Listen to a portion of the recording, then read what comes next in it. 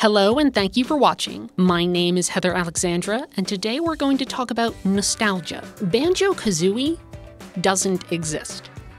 More specifically, the version of it that we remember never existed at all. Our memories are tricky things. What we remember is hardly ever what actually happened. Nostalgia warps our perception and colors everything that we recall. Banjo-Kazooie is a great game. It's one of my favorite platformers. The characters are fun, the music is charming, and the exploration is top-notch. But it's not perfect, and no matter how much we might want to return to it, we can never return to the version of it that never was. Yooka-Laylee tries to recreate everything we loved about Banjo-Kazooie, but it never asks if old flaws could be improved, or if the thing it wants to recreate ever existed to begin with. It's fun for a while, but it slowly begins to fall apart as time goes on.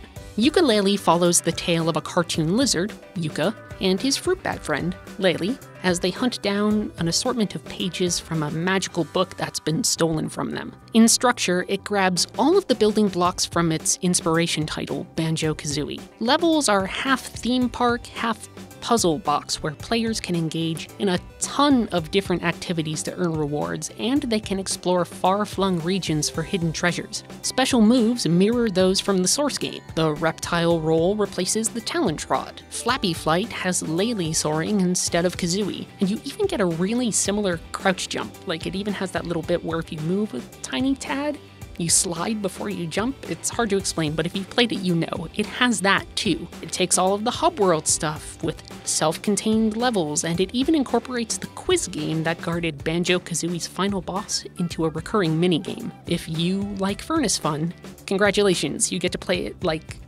4 times. Functionally, Yooka-Laylee grabs older structures, mechanics, and aesthetics to cobble together an approximation of the things that players loved about Banjo-Kazooie. Approximation is the key word too, however. In stitching together various pieces of the previous titles, Yooka-Laylee is decidedly uncritical, and it never seeks to improve upon its inspirations. The end result is a game that ultimately recreates some of the more glaring flaws of the source material. It pads out playtime with a demanding and arbitrarily high amount of plot trinkets that it asks you for in order to proceed. It retains floaty and unsatisfying combat, and it generally fails to build upon the foundations of the original game. So, what happened? Well, to explain that, I need to get more pretentious than usual. And I mean like really, really pretentious, way more pretentious than usual. So there was a French philosopher named Jean Baudrillard. One of his major concerns was the study of symbols and simulation. In one piece of writing,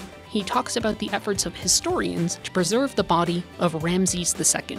In noting the cultural fascination surrounding the preservation of Ramses II, Baudrillard observed that what people were really trying to protect was a specific outlook towards history. They weren't really trying to preserve Ramses II, they weren't trying to preserve his body or trying to keep history alive. They wanted to protect a specific notion of history that he represented. A mythical history where Western civilization drew intellectual strength from past rulers that had an agreed-upon significance.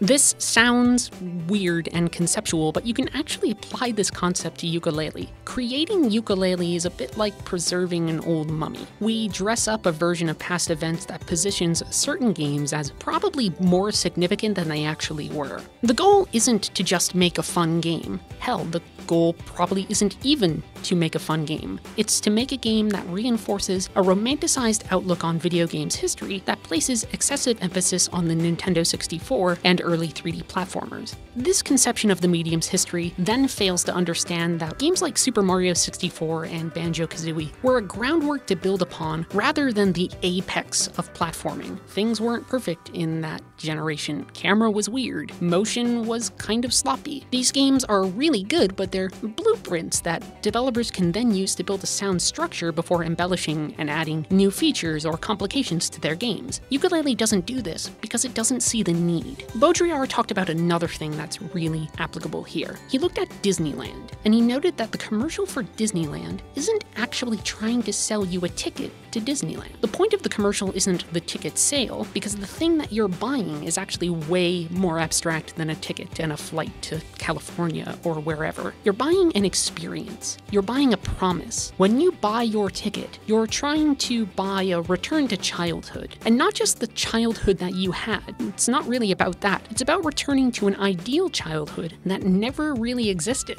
Yooka-Laylee is something similar. You're not buying Yooka-Laylee, you're buying what Yooka-Laylee represents. The triumph of old design over new. The singular success of the platforming genre. The undeniable efficacy of a cherished console. The game is secondary to those things. We want to head back to our childhood, even if the childhood we want to head back to is nothing more than a dream. Yooka-Laylee is a time machine. We buy it in the hopes that it can transport us somewhere else. Anywhere else but here. Everything the game does is in the service of the goal of sending us back. This doesn't prevent Yooka-Laylee from being good. I think it has some very obvious flaws, but I think there are moments genuine fun to be found as well. I think fans looking for a throwback collect-a-thon will get exactly what they want. But I also think that Yooka-Laylee is a case of nostalgia run rampant. It looks back at gaming history and it fails to learn from mistakes, repeating them for the sake of a misplaced authenticity. It wants to go back, and it largely succeeds. Unfortunately, it